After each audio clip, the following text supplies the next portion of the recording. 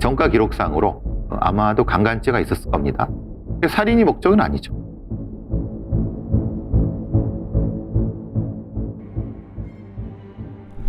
부산 서면의 한 오피스텔. 새벽 5시 12분. 쓰레기를 버리기 위해 오피스텔 밖으로 나갔다가 안으로 돌아오던 주민이 로비에서 뭔가를 보고 이상함을 느꼈습니다. 복도에 핏자국이 있었던 겁니다. 모자를 벗은 주민은 상황을 자세히 보고는 놀라서 핸드폰을 집어들었습니다. 복도에 한 여성이 쓰러져 있었고 주변은 피범벅이 되어 있는 상황. 범행을 하고 유기를 했을까 안 했을까? 유기를 한 거죠. 근데 유기의 장소가 다른 사람하고 조금 다른 약간 계단 안쪽? 자기 나름의 감추는 행동을 했고 그리고 완결한 후에 보주. 곧 신고를 받은 경찰과 구급대가 도착했습니다. 피해자는 의식은 없었으나 숨이 붙어있던 상황이었습니다. 바로 병원에 이송했고 용의자 확인을 위해서 CCTV 확인에 들어갔습니다. 피해자 발견 직전인 새벽 5시 1분경 피해자가 오피스텔 로비를 통해 엘리베이터로 들어오는 장면이 CCTV에 찍혀 있었습니다. 핸드폰에 정신이 팔려있는 상황. 그런데 바로 뒤이어 피해자를 쫓아 오피스텔로 들어오는 남자가 보였습니다. 하필 그날 오피스텔 1층 출입 시스템이 고장나서 문이 열려있던 상황. 검은 옷을 입은 남자는 성큼성큼 피해자의 뒤를 밟아 엘리베이터 앞까지 오더니 다리를 높이 들어 돌려 찍는 자세로 피해자의 뒤통수를 내리쳤습니다. 큰 충격에 그대로 벽에 부딪혀 바닥에 쓰러지는 피해자. 그녀는 본능적으로 얼굴을 가렸고 피해자는 얼굴을 정확하게 노려서 온 힘을 다해 걷어차기 시작했습니다. 5번의 공격 후 피해자의 양팔은 강직 상태로 굳어서 펴졌습니다. 이미 의식을 잃은 상황. 하지만 범인은 한 번 더 힘을 다해 머리를 발로 내리찍었습니다. 판결문 내용입니다. 위 시점에서 완전히 의식을 상실했던 것으로 보인다. 그럼에도 피고인은 자신의 발로 마치 확인 사살하듯이 피해자의 머리 부위를 한 차례 더 밟았다. 확실히 이 범인은 급소라든가 어떻게 공격하고 그 결과가 어떨 것에 대한 거는 잘 아는 사람 같아요. 사실 몸이 좀 다부지고 운동도 좀 했고 그런 범행도 했던 사람이기 때문에 주로 머리와 얼굴 부를 공격합니다. 그러니까 치명적인 부위예요. 식물인간이 될 수도 있는 공격이에요. 그리고 쓰러진 상태에서도 확실히 이 경추라든가 머리 부위를 하죠. 이어 범인은 피해자의 목 뒤 옷을 잡아 끌더니 여의치 않았는지 그대로 한쪽 어깨에 들쳐 업고 어디론가 사라졌습니다.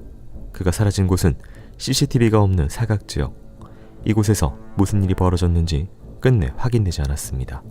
그런데 범인은 곧바로 돌아와 피해자가 흘린 구두와 물건을 챙겨 들더니 다시 화면 밖으로 사라졌습니다. 경찰 수사가 진행되는 사이 병원으로 옮긴 피해자는 다행히 생명에는 지장이 없었으나 상태는 심각했습니다. 사실 저는 아직까지도 아예 기억이 안 나서 엘리베이터를 기다리고 있었는데 정신을 차리니까 그냥 병원이었고요.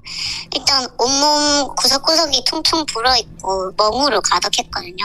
그래서 다 모르는 사람이 보면 교통사고를 당했냐고 물어볼 정도였고 이틀째쯤 정신을 차려서야 누구한테 맞았고 오른쪽 다리도 안 움직인다는 걸 알았고요. 머리를 공격당해 신경에 손상을 입은 피해자. 의사는 피해자가 영구적으로 다리를 못 쓸 수도 있다고 말했습니다.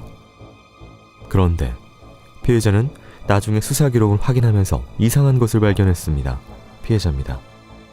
나중에 수사 기록을 보니 약간 조금 바지나 위도시 헐거워져 있었다 이렇게 얘기를 하더라고요. 그래서 가족들도 그제서야 그때 환자복으로 갈아입을 때 속옷이 없는 줄 알고 물어봤는데 알고 보니까 이제 환자복을 내리니까 오른쪽 종아리에 그게 걸쳐져 있었다고 하더라고요. 이거는 제가 그 당시에 계속 걷고 있었고 그랬는데 한쪽 다리에 속옷을 걸치는 일은 없잖아요. 그래서 그때부터 이제 조금 성범죄를 의심을 하게 됐고 CCTV의 사각지역에 머무는 동안 성범죄가 의심되는 상황. 발견 당시 피해자의 상의는 약간 들려 올라가 있었고 바지 단추도 풀려져 있고 지퍼가 내려가 있었습니다. 범인이 건물 밖을 빠져나가는 CCTV 장면을 보면 범인은 건물을 나서며 배 혹은 하의 부분을 한번 슥 만지며 점검하는 동작을 합니다. 여자친구가 있는데 그 여자를 대상으로 하는 것 자체가 조금 이해가 안 됐었어요. 그래서 혹시 조금 특별한 성적 취향이 있었나 이렇게 물어보려고 이제 실례가 되지만 연락을 했었는데 이제 그분이 죄송하게 생각한다 이러면서 여자가 대상인 줄 알았으면 절대 도와주지 않았을 거다 이렇게 하면서 범행의 목적이 뭐였는가? 본인 얘기대로 화가 나서 때리고 싶었다. 화가 나서 때리고 싶었던 게 아니라 때리는 것은 뭔가를 하기 위한, 제압하기 위한 사전 동작이고 그 안쪽 사람들이 보지 않는 어떤 곳에서 무슨 행동을 하고 싶었던 것이 범행의 주요 목적이고 그게 본체겠죠. 경찰은 수사를 통해 용의자를 이 씨로 특정을 하고 그가 여자친구 김 씨와 동거를 한다는 사실을 확인합니다. 그리고 여자친구 김 씨의 집으로 향합니다. 그런데 김 씨는 자신은 이미 이 씨와 헤어졌다고 이야기를 합니다. 김 씨입니다. 남친 이름은 이수가 아니라 이후예요. 그리고 이미 헤어졌어요. 22일 새벽에 저희 집에 온 거는 이후가 아니라 남자친구 김석준이고요. 그런데 확인 결과 여자친구 김 씨는 남자친구의 이름을 거짓말로 잘못 알려주고는 이 씨를 도피시킨 후 김석준에게 연락을 해 자신의 남자친구인 척 해달라고 했습니다. 결국 이 씨는 범행 3일호인 25일 모텔에서 은신 중에 검거됐습니다. 무자비하게 여성을 공격한 범인, 그는 전과가 있었고 출소 후 경호업체에서 일을 했습니다. 저희 경호업체에서 2달 일했습니다. 경호업체에 근데 이런 전과장 같은 사진 아니에요? 거의 대부분 다 지인하고 이렇게 하는 걸로 알고 있어요. 범인은 전과가 한둘이 아니었습니다.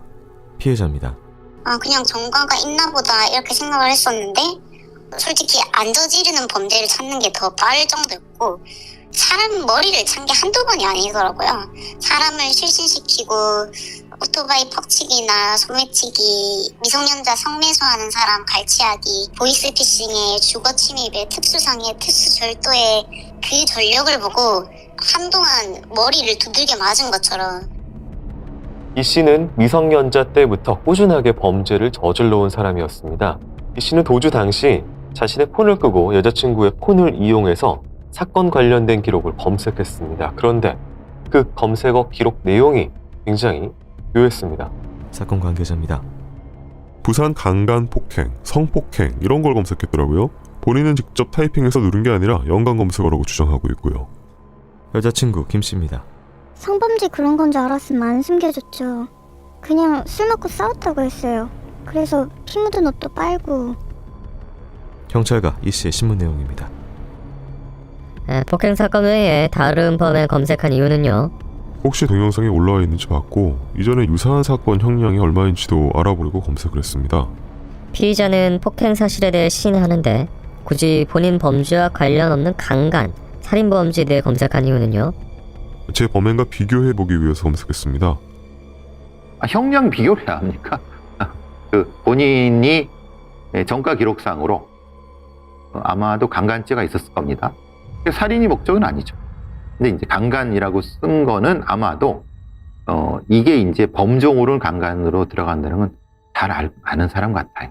이게 이제 실제로 사건화가 됐는지, 왜냐면 분명히 거기 발견돼 갖고 실려가고 그러면 자신이 어떤 책임을 져야 될지의 부분을 알고 있으니까 그걸 검색은. 근데 부산이라고 썼잖아요. 이게 부산 무슨 강간이라고 하니까 알고 있었던 거죠. 자기가 무슨 짓을 했는지. 의혹은 점점 커져가는 상황. 그렇다면 이 씨는 피해자를 알고 있었던 걸까? 본인 아는 사람이에요? 저는 몰랐는데 제 지인의 지인이라고 들었어요. 발견한 날 어쨌든 얼굴은 처음 본 거란 말 아니에요? 그때는 저는 지금도 모릅니다. 이 씨는 피해자를 길가에서 스치듯 마주쳤는데 자기를 째려보고 욕을 했고 술김에 복수하고 싶은 마음에 따라갔다고 주장했습니다. 그는 심지어 공격 전까지 피해자가 여자인 줄도 몰랐다고 했습니다. 그럼 대체 왜 CCTV 앵글 밖으로 데려간 것일까? 바로 옆으로 왜 데리고 갔다고요? 너무 무서워서? 그냥 제가 그렇게 하고 나서 솔직히 제가 너무 좀 무서워가지고 그냥 얘기 다른 데 놔두놓고 거기서 사람이 갑자기 말이 없으니까 죽었나 싶어서 그래서 어쩔 그래갖고 제가 이렇게 쳤거든요. 하지만 공격 장면을 다시 보면 피해자의 상태를 확인해 놀라거나 어떻게 해야 될지 고민하는 모습은 전혀 보이지 않았습니다. 마치 연결된 동작처럼 공격 후 바로 업어들고 사각지역으로 데려가는 이씨. 쓰러졌는데 쓰러지자마자 왼손으로 가격을 해요. 그 다음에 확인을 해요.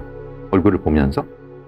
그리고 나서 약간 움직임이 있으니까 바로 발로 두세 번 밟아요. 그럼 본인 말은 틀린 거죠. 이게 완전히 제압되어 있지 않다고 확인하니까 밟은 거죠. 그죠? 그 엘리베이터 앞에서 피해자의 의식을 확인할 수도 있지 않았나요? 뭐 그럴 수도 있었는데 솔직히 저도 왜 그곳에 데리고 갔는지는 모르겠습니다. 대답을 잘 못하는 이씨. 그는 이 사각 지역에서 8분간 피해자와 함께 머물렀습니다. 피해자를 깨우려고 했다는 그의 말과 달리 그는 이 건물에 들어오면서부터 묘한 행동을 하나 합니다. 건물로 들어서며 고개를 들어 천장에 뭔가를 확인하는 이씨. 경찰은 이씨에게 CCTV를 확인한 것이 아니냐고 묻습니다. 그러자 저는 이제 제가 술이 많이 돼서 그냥 원래 이렇게 하는 것인데 사람이 술 먹으면 이렇게 하면 토가 나오지 않습니까? 그러니까 항상 배를 이렇게 벌리고 원래 이렇게 걷는 습관들이 다 있기 때문에.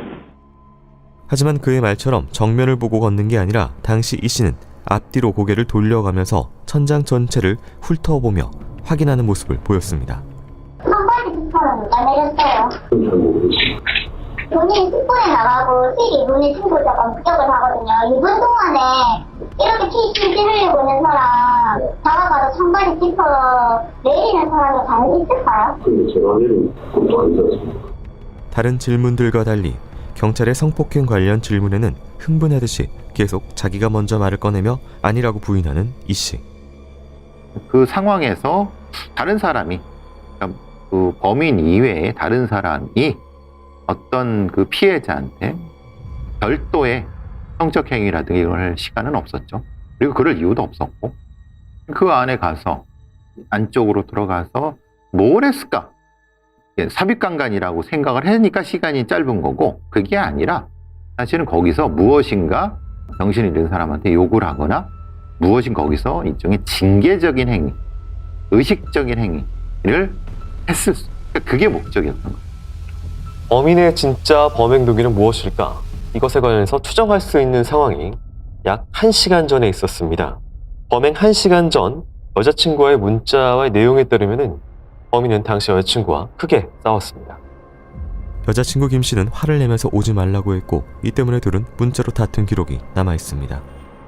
범행 전 여자친구와 귀가 문제로 인해 서로 싸움을 하는 것이 휴대폰 문자 내역으로 확인되던데 이러한 이유로 아무 잘못도 없는 피해자를 폭행한 게 아닌가요? 그건 아닙니다. 평소에도 하고 자주 싸우기 때문에 둘 다 뭐 아무렇지 않게 생각합니다. 절대 그런 이유로 폭행한 게 아닙니다. 사건 당일인 22일 새벽 4시 30분 일행과 헤어지고 30분간 서면 일대를 배회하던 범인. CCTV를 보면 범인은 피해자를 발견하고 뒤를 밟기 시작합니다. 일정한 거리를 두고 쫓아가는 이씨. 피해자가 핸드폰을 보며 잠시 자리에 멈춰 서자 길에 주차된 차량 사이로 몸을 숨기고 피해자가 다시 걷기 시작하자 차에서 나와 그녀를 쫓기 시작했습니다. 이씨는 피해자가 자신의 술 취한 모습을 보고 뭐라고 하는 것 같아 따라가서 때렸다고 주장했으나 그는 5분 넘게 몸을 숨겨가며 미행해서 혼자 있는 순간을 기다렸다가 범행을 했고 미행 내내 끊임없이 주변을 살펴보는 장면이 찍혀 있었습니다. 그는 늘 CCTV가 머릿속에 있는 듯 했습니다. 여자친구 김씨입니다.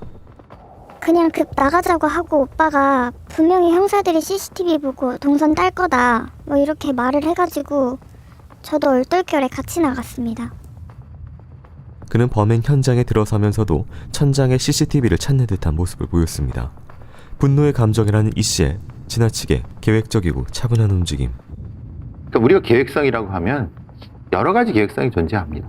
범행의 목적 계획성이 존재하고 위에 이제 사건 처리의 계획성이 존재하죠. 지금 본인이 우발적이라고 한 것은 딱 그 여성이 눈에 띄었다는 것이 우발적이라는 거예요. 그 다음부터 내가 어떻게 쫓아가서 어떻게 폭행을 하고 뭘 해야지에 대한 계획성인 거예요. 그 소리 안 나게 다가가서 바로 뭐라고 하냐, 폭력을 행사하는 데 있어서 아주 그냥 적극적으로 급소를 제압하는 방식이겠죠. 맹수가 먹잇감을 단번에 제압하듯이 탁 제압하는, 그건 아마도 본인의 이성관계와 연결이 될 것 같아요.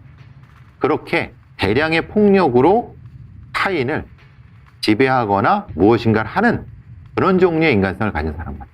이 씨는 심신미약을 주장했습니다. 당시 자신은 정신과 치료를 꾸준하게 받고 있었고 약을 먹었고 당일 만취 상태였다는 것입니다. 무슨 진단 받으셨어요? 콜리우라고 원장이 보면서 이것저것 만취 상태로 인지 능력이 20% 정도였다는 범인. 범행 당시 CCTV를 확인하듯 들어가고 공격 후 피해자의 물건을 확인해서 챙겨 CCTV가 없는 곳으로 이동했습니다.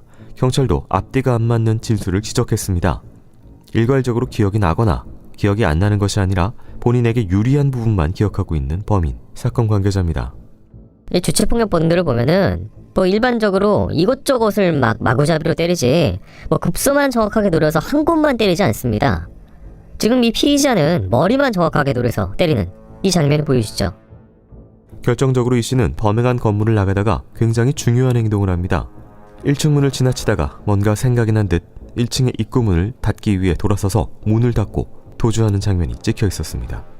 인지 능력이 없는 사람이 할 수 있는 행동일까? 아마 그 장면 때문에 왜 문을 닫지? 그냥 나가면 되지. 이 범행을 완수했거나 아니면 뭔가 이제 흐트러진 거를 정리하는 느낌이잖아요.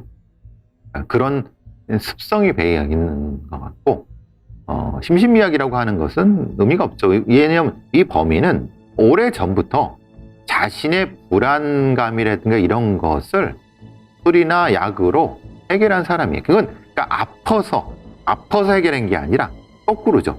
그 약을 먹기 위해서 불안해진 거예요. 그리고 그걸 그렇게 얘기하면은 성장에 도움이 되고 행동에 변명이 되기 때문에, 그러니까 오랫동안 교도소를 다닌 그런 종류의 범죄자들은 그런 정신과 약에 익숙합니다. 그러니까 그거는 사실 의미가 없는데, 그때 사건 이후 헤어졌던 전 여자친구 김 씨에게 구치소에 있는 범인으로부터 편지가 한 통 도착합니다. 너 내 접견 올 때 빨간 차 타고 왔더라. 네 머리 위에 내가 있다. 네 주민번호 내가 아는 한 너는 내 손 아니야. 그건 협박 편지였습니다. 그는 경찰 진술 중에도 경찰에게 본인이 잡힌 이유와 누가 제보했는지 등을 캐물었습니다. 중간에 그거 어떻게 있습니까? 제일 사상이 있는 거 어떻게 아셨는지. 그거는 우리가 다 설명을 못 드리죠. 네. 그리고 제보를 했나요? 안 붙는 그 전 남자친구가 경찰 그 신고 때문에 아신 걸로 알고 있습니다. 자신의 어떤 죄에 대해서 뉘우치지 않는 거죠. 사실은 안 잡히려고 그 자기 여자친구도 한테 거짓말도 시키고 했는데 잡혔잖아요. 누가 자기를 고발했는지 나중에 보복할, 그러니까 왜 이런 얘기를 하냐면 보통의 범인이라고 하면 이런 얘기 안 하는데 이전에 그런 전력이 계속돼요. 전과가 많아서, 그러니까 이제 그런 방식으로 몸에 배은 것 같아요. 이 씨에 대해 성인 재범성 평가 도구 평가 결과 23점으로 높은 수준, 정신병질자 선별 도구 평가 결과 27점으로 높은 수준, 재범 위험성은 전반적으로 높은 수준으로 나왔습니다. 굉장히 높죠. 그 상태에서 그 정도면 굉장히 높은 거예요. 왜냐, 그 상태라고 하는 것은 이미 다 알고 있는 상태. 그 검사를 이전에도 했었는데 또 나왔다는 거는 굉장히 높은 거예요. 왜냐하면 그 정도면 피해가거든요. 근데 안 피해간 거잖아요. 그러니까 거기다가 사실은 2, 3점을 더 더해야 돼요. 이게 굉장히 재범성이 높죠. 보복 가능성 높고. 그리고 재판 진행 중 들려온 뜻밖의 소식. 피해자입니다. 재판이 거의 끝나고서 갑자기 그 범인이 자살했다는 소식을 헤어진 여자친구가 들었다고 하더라고요. 그래서 굉장히 가슴이 떨리고, 저는 오히려 그 사람이 죽지 않기를 바라는 사람 중에 한 명이었거든요. 자신이 저지른 잘못은 죄를 다 받고 가야 되는데 왜 그런 쉬운 선택을 하지라는 생각을 했었고. 그런데 상황을 알고 보니 이 씨는 자살한 게 아니라 구치소 동기에게 자신이 자살했다고 지인들에게 전화라고 시켰던 겁니다. 그러면 자신의 지인들이 얼마나 자신을 생각하는지 알 수 있을 거라고 했다는 이 씨, 피해자입니다. 자신이 누군가에게 아직 보호받고 있다라는 거를 과시하려는 게 아직 남아있구나. 이 사람은 아직 정신을 못 차렸구나. 절대 반성을 한 태도가 아니구나를 바로 느낄 수 있었어요. 이 범인한테는 이거인 것 같아요. 자신을 배신하는 자, 자신의 먹잇감, 적과 자신의 먹잇감이 확실히 구분되는 거예요. 자신이 지배하는 여자친구, 아니 피해자, 그리고 자신이 어떤 통제 못하는 것에 대한 공격성, 이게 명확한 범죄자 같아요. 1심이 진행되었고 전 여자친구 김 씨에게는 징역 8개월, 범인 이 씨에게는 징역 12년이 선고됐습니다. 피해자는 자신의 몸이 낫고 있는 것이 불안하다고 했습니다. 저도 당시에 이제 마비가 풀렸을 때 가족들이나 지인들은 너무 기뻐했는데 사실 저는 너무 불안했거든요. 이게 마비가 풀리는 순간 그 사람이 일찍 풀려나면 어떡하지? 아, 괜히 마비가 풀렸나? 내가 좀 더 상해를 입었어야 그 사람을 좀 묶어놓을 수 있는데 이런 생각을 했었던 것 같아요. 범인은 빠르면 10년 안에 출소할 수도 있습니다. 그는 전 여자친구 김 씨의 주민번호를 알고 있으며 본인의 사건을 이슈화한 피해자 역시 신변을 걱정하고 있습니다. 사실 많이 무서워요. 그냥 동기가 없었을 때도 날 이렇게 때렸는데 지금 이렇게 동기를 만든 나에게는 어떤 일이 펼쳐질지 솔직히 잘 모르겠고, 그 사람이 이제 나왔다, 이런 석방됐다 이런 얘기를 들으면 사실 아무데도 못 나갈 것 같다는 생각이 들긴 해요. 범인은 12년의 형량이 억울하다며 항소한 상태, 사건은 고등법원으로 넘어갔습니다. 그분도 이제 저랑 계속 연락을 하다 보니까 범인에게서 주민등록번호를 알고 있으니 너는 걸어다니는 CCTV다 이런 식으로 헤어진 연인한테도 계속 집착을 보였었고, 굉장히 위협적인 모습을 보고 아, 이게 나만을 위한 재판이 아니구나라는 생각을 했어요. 모르는 사람에게도 그러는데 이 사람에게 어떤 동기만 생기면 큰일이 나겠다라는 생각을 하니까 이게 빨리 내가 잊어서 끝날 일이 아니구나를 느꼈던 것 같아요. 혹시나 있을 미래의 피해자들을 위해 용기를 내준 피해자님께 이 사회를 대신해서 감사의 말씀을 전합니다. 시스템을 위해서 가해자의 형량을 판단하지 않고 피해자를 위해서 가해자의 범죄 정도에 맞게 형량을 정할 수 있는 사회, 피해자들의 안전을 끝까지 보장해 줄 수 있는 사회를 바라봅니다.